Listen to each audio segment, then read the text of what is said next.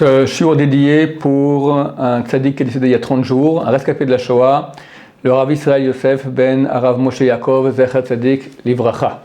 On doit dire un très grand merci à Hachem pour les miracles qu'il nous fait. Hier, 20h, heure israélienne, Benjamin Netanyahu dévoile un des coups les plus fumants du Mossad. Il faut d'abord que le Mossad comprenne que l'Iran est en train de vouloir archiver son programme nucléaire. Plus de 20 ans de recherche, une vraie prouesse technique. Après cette conférence de presse de Benjamin Netanyahu hier, on le sait désormais, plus de 100 000 documents, CD, photos et vidéos concernant le programme nucléaire iranien. Et quand on dit Mossad, on va dire la main de Dieu. L'ancien directeur du Mossad, Yossi Cohen, a bien dit lorsqu'il a été intronisé, sachez qu'on ne peut rien faire sans la main de Dieu. C'est pas un orthodoxe, c'est pas un rabbin, mais c'est quelqu'un qui est le directeur du Mossad pendant quelques bonnes années et il sait de quoi il parle.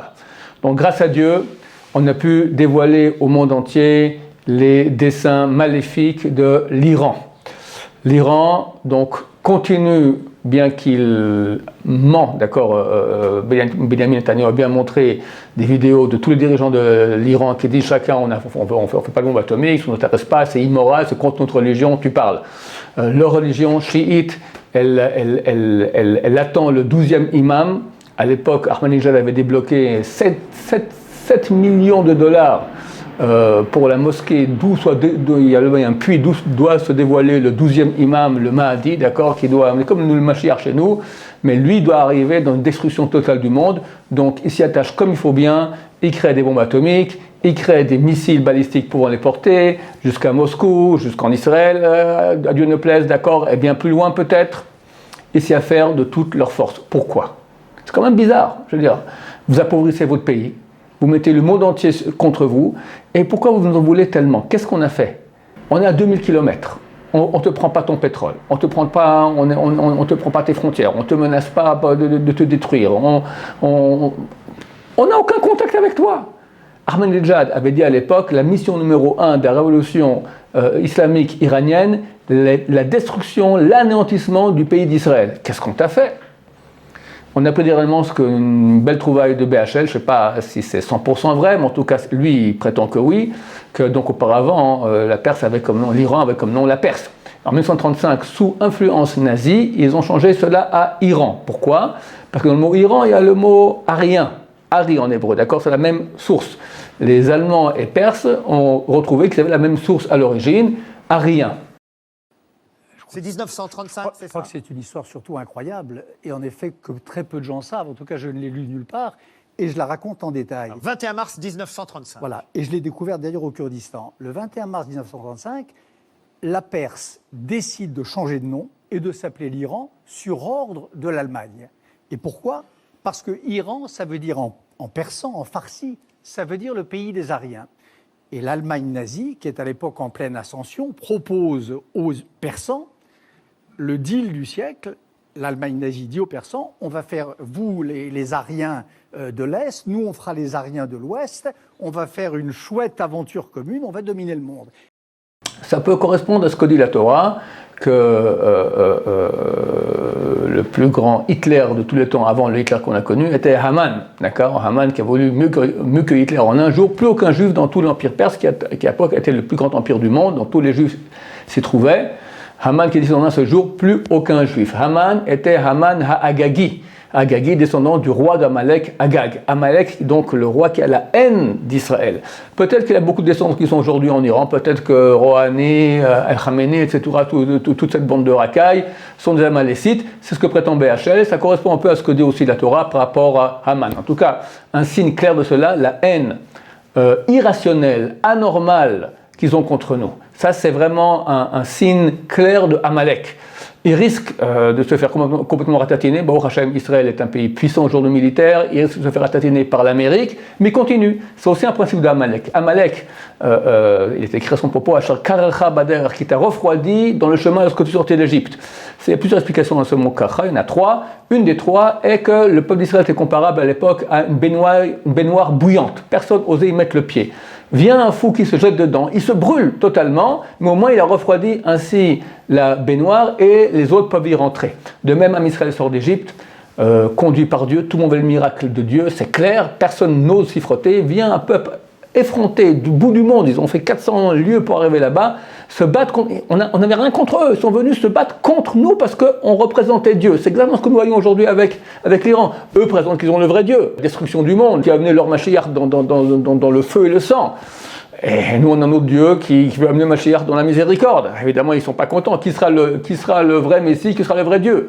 Je crois qu'il n'y a aucun peuple aujourd'hui qui, à l'instar d'Hitler, a un rêve comme ça de maîtrise du monde entier. Eux le disent, c'est dans leur Bible, d'accord, c'est dans leur façon de voir.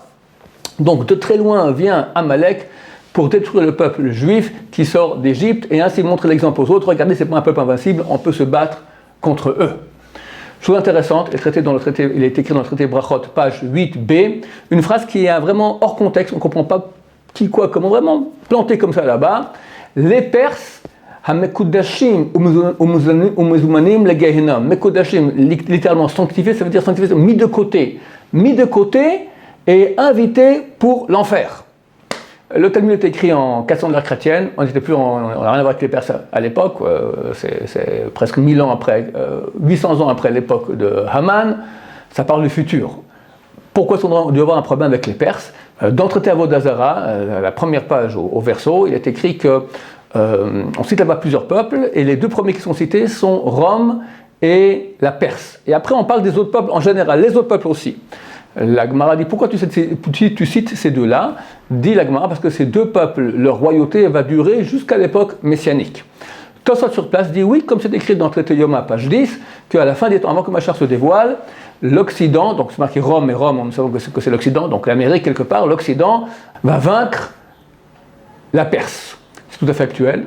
Aujourd'hui, il y a une guerre, c'est pas encore une guerre physique, avec des bombes et des missiles, on espère qu'on n'arrivera pas à cela, mais en tout cas c'est certainement une guerre économique, une guerre diplomatique extrêmement dure, et le fer de lance de cette guerre, c'est donc Trump, l'Amérique, et il semblerait bien sûr qu'entre l'Amérique et la Perse, c'est certainement l'Amérique qui va gagner, et donc le 12 mai, Trump risque il y a de très très fortes chances qu'il va dire qu'il n'est pas d'accord avec l'accord qui a été signé avec l'Iran au sujet du nucléaire, et dans ce cas-là, donc l'Iran retombe dans une situation de pauvreté très grande qui, j'espère, l'empêchera de continuer à construire ces bombes atomiques. Ici en Israël aussi, les choses ne sont pas du tout faciles. Hier, lundi, la Knesset a voté une autorisation au Premier ministre Netanyahou et au ministre de la Défense Lieberman de pouvoir décider les deux de partir en guerre contre l'Iran, sans ni demander la question aux députés, ni à la Knesset, pour faire les choses rapidement. C'est-à-dire que nous sommes en risque de guerre imminent. L'Iran a dit on a le doigt sur la gâchette. On espère qu'on ne va pas arriver à cela, de tout notre cœur, mais il faut prier. Il faut prier, c'est clair que nous sommes très proches de l'époque messianique, tous les textes montrent cela. J'ai oublié de vous dire aussi Daniel, donc dans le verset 45 du chapitre 2 de Daniel, on raconte la destruction de la statue. En 2 mots, Nabuchodonosor a rêvé d'une statue qui avait la tête d'or, la poitrine d'argent, le ventre d'airain, les jambes de fer et le bout des jambes moitié fer, moitié argile. Il s'est passé, il ne comprend pas quel est le sens de ce rêve-là. Une petite pierre vient, touche le bout des pieds, les pieds de cette statue, et toute la statue s'écroule. Daniel lui explique que, en fait, Dieu lui a montré l'histoire du monde, les différents empires qui vont arriver jusqu'à l'époque messianique. Tout en haut, on avait l'empire babylonien, ensuite perse, ensuite grec, ensuite romain, Rome par extension l'Occident, et à la fin il y aura deux. Il y aura le côté occidental, le côté oriental, le monde arabe. 20 petite pierre, c'est l'époque messianique qui touche le bout de cette statue, donc toute la force physique stratégique qui va s'écrouler, il n'y aura plus que la force spirituelle, et cette pierre devient une montagne très grande qui remplit le monde entier. Ça, c'est l'époque messianique où il n'y aura plus que la force spirituelle. On espère très bientôt, Berachmim en miséricorde, sans effusion de sang. Lorsque le verset raconte la destruction de cette statue, alors il écrit comme ça: ils ont été détruits l'airain, le fer, l'argile, l'argent et l'or. Le Malbim, un des plus grands commentaires de la Bible, vivait environ il y a 150 ans, pose une question: pourquoi est-ce qu'on prend cet ordre-là qui est anormal? On aurait dû prendre ou bien de bas en haut l'argile, le fer, l'airain, l'argent et l'or, ou de haut en bas l'or, l'argent, l'airain, le fer et l'argile. Il dit pour nous dire comment cela va se produire. Il y aura d'un côté les deux premiers matériaux qui ont été cités par ce verset, l'airain et le fer. L'airain, c'est la Grèce, le fer, c'est Rome, donc la culture gréco-latine. L'Occident, l'Europe, l'Amérique, c'est la culture gréco-latine, qui vont attaquer l'argile, qui est tout en bas. L'argile, c'est le monde arabe. Le monde arabe, ça va du Maroc jusqu'au Pakistan. Alors qui? Il dit deux peuples. La tête et la poitrine, ça veut dire l'argent et l'or. L'or, c'est l'Irak. L'argent, c'est l'Iran. Que les forces occidentales attaquent l'Irak, c'est de l'histoire. Le père Bush, puis ensuite le fils Bush, termine le travail en 2003. Il n'y a plus aujourd'hui d'Irak, terminé. Plus aucune puissance. Ils ont été conquis par les Occidentaux. Il ne reste plus que l'Iran. On est en plein. Est-ce que ce sera une guerre physique? On espère que non. Mais comme je commence à vous dire, il faut prier. Israël est en danger, le monde est en danger, on ne sait pas de quoi ils sont capables. Une chose est claire, Mashiach est très très proche. On parle maintenant des phénomènes, des événements qu'il y aura avant que le Mashiach se dévoile. Nous devons prier que ça se passe, Berachamim, en miséricorde. Donc je vous joins à prier. Ce sera la Iloula de Rabbi Shimon Bar Yochai. Un jour colossal. Baruch Hashem, nous partons avec les Shiva là-bas prier pour Am Israël, prier pour vous. On a plus de 1300 personnes qui ont donné leur nom. Et une personne a posé une question très intéressante. Est-ce que c'est mieux que je prie pour la Géoula ou que je prie pour la raison personnelle dont j'ai besoin de parler? Je vais donner la réponse suivante que je vous dis parce que je pense qu'elle est extrêmement importante. C'est un exemple que donne le Rav Raphaël Shimshon Pinkus Zatzal. Il dit, il y avait un roi dont le fils a fait un acte vraiment très très répréhensible, et le roi s'est fâché et l'a mis dehors. Et l'a envoyé avec ses ministres, et l'a jeté dans un trou dans le désert. Évidemment, le roi ne veut pas que son fils meure, alors il a donné là-bas des vivres, des moyens de chauffage, etc., tout ce qu'il faut pour pouvoir survivre.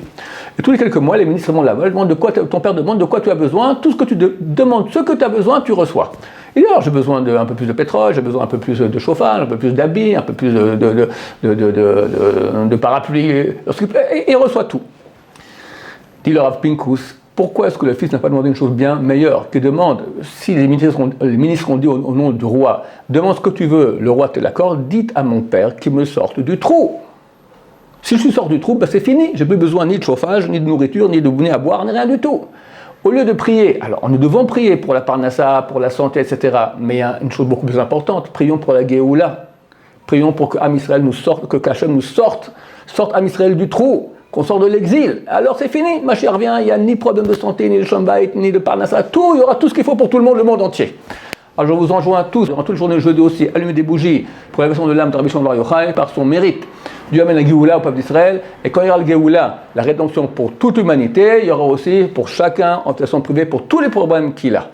Et prions surtout que cette Géoula vienne sans effusion de sang, sans bombes, sans sirènes, sans angoisse, que Dieu envoie Mashiach, Berachamim, en miséricorde. Amen, ve Amen.